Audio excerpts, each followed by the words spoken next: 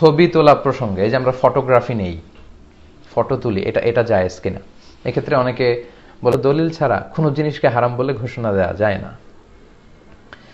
আমরা যে ছবিটা তুলি এটা মূলত আমাদের চেহারার একটা রিফ্লেকশনকে আমরা কাগজে ধরে রাখি। যেমন আয়নার সামনে যখন আমি যে দাঁড়ালাম, এই আমি, এই আমার আয়না, তো আয়নাতে যাকে দেখা যায় সেটা কি আমি? না, সেটা তো আমি না, আমি হচ্ছি এটা, আর ওইটা হচ্ছে আমার রিফ্লেকশন। তো এই রিফ্লেকশনকে যদি ধরে রাখা জায়েজ না হয়, তাহলে তো আয়নার সামনে দাঁড়ানো যাবে না। বিষ্ণুনবী তো আয়নার সামনে দাঁড়াতেন আর পড়তেন আল্লাহুম্মা হাসসানতা খালকি ফাহসিন খুলুকি, আল্লাহ আমার চেহারা যেমন সুন্দর করেছেন আচরণ করে সুন্দর করে দেন। তো আয়নাতে আমরা যেটা দেখি সেটাকেই মূলত কাগজে ধারণ করা হয়, এটা জায়েজ আছে। এটা বর্তমান প্রেক্ষাপটে খুবই জরুরি।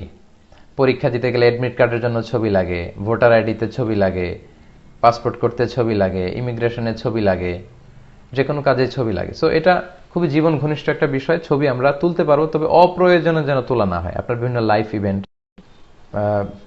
এবং বিভিন্ন প্রোগ্রামের ছবিগুলো কিন্তু আপনারা চাইলে তুলে রাখতে পারেন, তবে অপ্রয়োজনীয় বারবার এত বেশি ছবি তোলা এটা ঠিক হবে না। এটা শুধু ছবির ক্ষেত্রে না, যে কোনো জিনিসের ক্ষেত্রেই।